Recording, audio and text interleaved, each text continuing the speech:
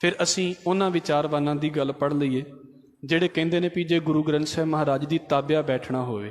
मैं बेनती की है कोई भी बैठ सकता है, जिन्हों अपनी होश होवे ते समझ होवे भी मैं कित्थे बैठन लगा हाँ, कोई भी बैठ सकता है।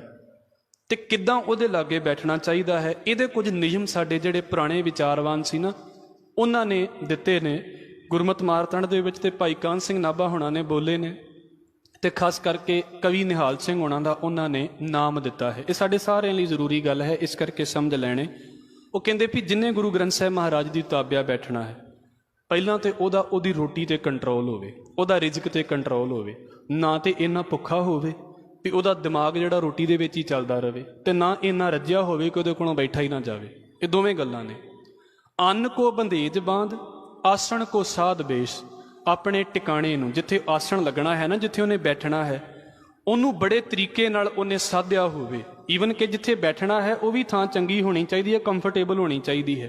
वो थां इदां दी होवे कि उहदे कोलों बैठण लग्गियां दिक्कत आ रही है, वो फिर कदी इधर नूं पासा मारेगा, कदी इधर नूं पासा मारेगा, तो जिहदा पासा मारदियां समा लंघ गया पाठ वाल किहड़े वेले ध्यान देवेगा।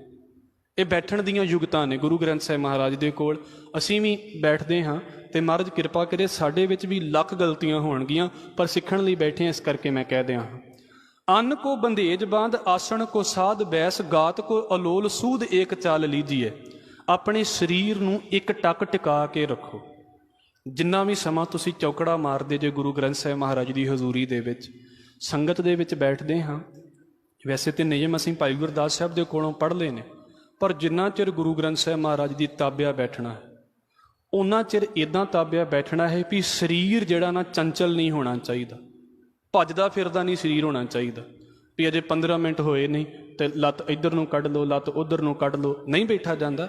मैं इस करके कह रहा, प्रैक्टिस नहीं करांगे तो ये नहीं होवेगा, प्रैक्टिस करांगे तो हो जाएगा।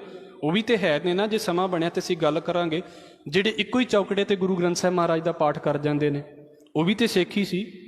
प्रैक्टिस करांगे तो हो जाएगा सारा कुछ। तो 15 मिनट बैठदे तो वेखो 4 बार लत्तां इधर नूं, 4 बार लत्तां उधर नूं। गात को अलोल सूद एक चाल लीजिए। अपने शरीर नूं साधो। फिर नाल उन्हां ने की कहा, चीत को निरोध कै प्रबोध कै प्रकाश प्रेम। अपने चित्त दीआं बिरतियां नूं रोको। ये नहीं भी पाठ अखां चलदियां पईयां होण ते चित्त किसी होर पासे दौड़िया होवे। ते फिर नाल की है, गादी ना बिछाए ना प्रियंक हाथ दीजिए। ये सब तो खास करके इत्थों की संगत दे विच जिहड़ा मैं ये पॉइंट वेखिया है। देखो जी, मैं दसण वाला हाँ, इनू ये ना मनाओ भी मैं लोगों के वल ध्यान रखता हाँ, पर जिथे गल है उत्थे तो वेखना पैंदा है। गुरु ग्रंथ साहिब महाराज जी की ताबिया बैठ के जिहड़ा बंदा पाठ करदा हुंदा है, संगत विचों होवे, साडे विचों होवे, पाठी सिंह दे विचों होवे, गुरु ग्रंथ साहिब महाराज दे पीढ़े दे उत्ते अपणियां कूणियां नहीं रखणियां हुंदियां। वो इन्ने क डिस्टेंस ते बैठा होना चाहिए है भी ओदी पहली गल तो कूणी उत्थे पहुंचे ही ना, क्योंकि इन्ने मोटे अखर ते है ने भी जे थोड़ा जिहा ध्यान लावेगा तो उन्होंने दिस पैणगे भी की लिखिया पिया है। पाठी सिंह तो खास करके वेख लैंदे ने, क्योंकि अभ्यास होया हुंदा है पाठ का। पहली गल तो साडे पुराने सिंह ते होण वाले सिंह भी वो कहंदे ने भी तुहाडा लक नीवा नहीं होना चाहिए। पाठ करदिआं लक नीवा होवेगा तुसीं अपने आप ही कूणियां रख देवोगे, लक सीधा होवेगा कूणी रखी नहीं जाएगी। ये वेख लेना प्रैक्टिकल करके। गादी ना बिछाए, एक तो संगत दे विच बैठण वाला अपनियां वखरियां ना गद्दियां ला के बैठा होवे भी मैं मेरे को बैठा नहीं जाता जी, इदां नहीं। जिहड़ी विछाई विछ गई आ उसे विछाई ते बैठण की कोशिश करे, ये आदत होनी चाहिए है। गादी ना ताबिया दे उत्ते भी जदों जिहड़ी विछाई विछ गई है ना पाठी सिंह लई, उसे विछाई दे उत्ते बैठना है, उन्हें वखरा कुछ नहीं करना हुंदा। गादी ना बिछाए ना प्रियंक हाथ दीजिए। प्रियंक का मतलब है मंजा। मंजे दे उत्ते पीढ़े दे उत्ते हथ नहीं रखना हुंदा। ईवन के जिहड़े साडे चंगे पाठी सिंह ने जिन्हां दे कोल सानू रहण दा मौका मिलिया है, वो पता की कहंदे ने, तुहाडी उंगल भी गुरु ग्रंथ साहिब महाराज के अखरां दे उत्ते नहीं चलनी चाहिए। तुहाडी निगाह ही इन्नी तेज होनी चाहिए है भी तुहाडी निगाह नहीं घुमनी चाहिए। हो सकता है मैं जिहड़ी पिछे बेनती की है ना, सानू लगे जी सानू पाठ भुल जाता है, सानू पता नहीं लगता। ये प्रैक्टिस की घाट है। प्रैक्टिस कर लवांगे ना, हौली हौली इदां दी प्रैक्टिस हो जाएगी भी सानू दसना भी नहीं पवेगा। सानू कोई इदां ही बोल देगा ना भी इत्थे पाठ है, असीं अपने आप ही पहुँच जावांगे। जदों तुसीं उहदी ताबिया दे विच बैठना है तो कोई प्रॉब्लम नहीं होनी चाहिए। बख्शलवे सतगुरु गुरु ग्रंथ साहिब महाराज की ताबिया बैठे बंदे नूं खांसी नहीं आउणी चाहिए। मैं नहीं कहंदा, असीं बैठदे हाँ, किसी वेले हो जाता है, ਪਰ ਇਹ ਨਹੀਂ ਵੀ ਪਤਾ ਵੀ ਮੈਨੂੰ ਆ ਰਹੀ ਆ ਤਾਂ ਮੈਂ ਆ ਕੇ ਤਾਬਿਆ ਬਹਿ ਕੇ ਪਾਠ ਕਰਨ ਲੱਗ ਪਿਆ। ਫਿਰ ਖਾਂਸੀ ਕਰੇਗਾ, ਮੂੰਹ ਦੇ ਵਿੱਚੋਂ ਥੁੱਕ ਡਿੱਗੇਗਾ ਤੇ ਉਹ ਬੇਅਦਬੀ ਹੋਵੇਗੀ ਮਹਾਰਾਜ ਦੀ। ਅਦਬ ਕਰਦਿਆਂ ਕਰਦਿਆਂ ਬੇਅਦਬੀ ਹੋ ਗਈ।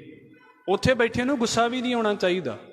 ਖਾਂਸੀ, ਕ੍ਰੋਧ, ਵਾਰਤਾ, ਗੱਲਬਾਤ ਵੀ ਨਹੀਂ ਕਰਨੀ। ਤਾਬਿਆ ਬੈਠੇ ਨੇ, ਮੈਂ ਅਕਸਰ ਕਹਿਣਾ ਹੁੰਦਾ, ਤੁਸੀਂ ਸਾਨੂੰ ਤੇ ਕਈ ਵਾਰ ਵੇਖਦੇ ਜੇ, ਮਹਾਰਾਜ ਦੇ ਕੋਲੋਂ ਮਾਫੀ ਮੰਗ ਕੇ ਕਹਿਣਾ, ਬਹੁਤ ਇੰਪੋਰਟੈਂਟ ਗੱਲ ਹੋਵੇ ਟੂ ਦੀ ਪੁਆਇੰਟ ਕਰਕੇ ਤੇ ਪਰੇ ਹੋ ਜਾਵੋ।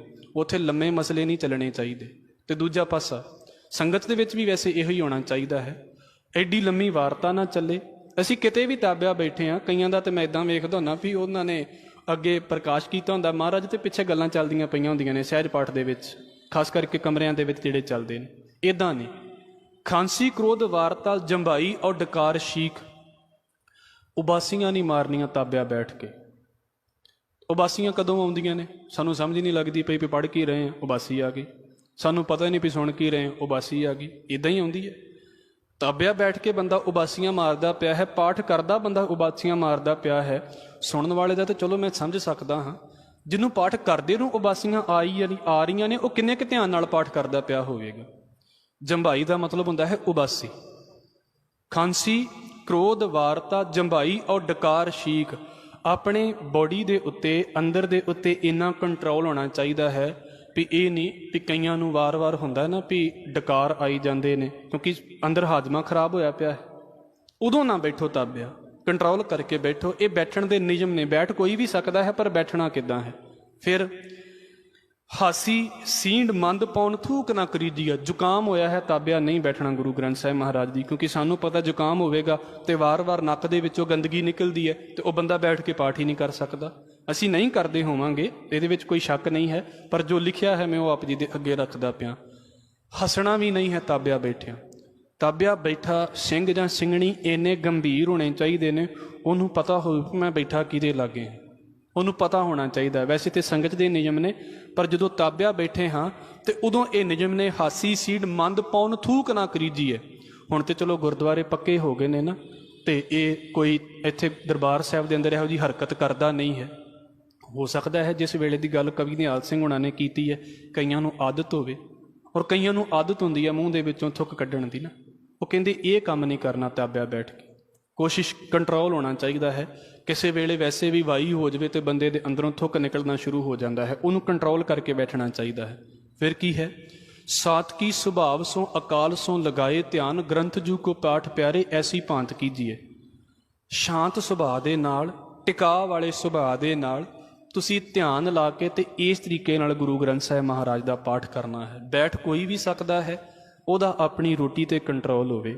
ਬੈਠ ਕੋਈ ਵੀ ਸਕਦਾ ਹੈ, ਉਹਦਾ ਬੈਠਣ ਤੇ ਕੰਟਰੋਲ ਹੋਵੇ, ਉਹਨੂੰ ਵਾਰ-ਵਾਰ ਪਾਸੇ ਮਾਰਨ ਦੀ ਆਦਤ ਨਾ ਹੋਵੇ। ਬੈਠ ਕੋਈ ਵੀ ਸਕਦਾ ਹੈ, ਉਹਨੂੰ ਕੋਈ ਸਰੀਰਕ ਤੌਰ ਦੇ ਉੱਤੇ ਉਸ ਵੇਲੇ ਬਿਮਾਰੀ ਨਾ ਲੱਗੀ ਹੋਵੇ, ਬੁਖਾਰ ਹੋਇਆ ਹੋਵੇ, ਜ਼ੁਕਾਮ ਹੋਇਆ ਹੋਵੇ, ਖਾਂਸੀ ਲੱਗੀ ਹੋਵੇ, ਉਸ ਵੇਲੇ ਗੁਰੂ ਗ੍ਰੰਥ ਸਾਹਿਬ ਮਹਾਰਾਜ ਦੀ ਤਾਬਿਆ ਨਹੀਂ ਬੈਠਣਾ। ਇਹ ਨਿਯਮ ਨੇ। ਪਾਠ ਸੁਣ ਸਕਦਾ ਹੈ, ਸੁਣਨਾ ਉਹਦੀ ਮੌਜ ਹੈ।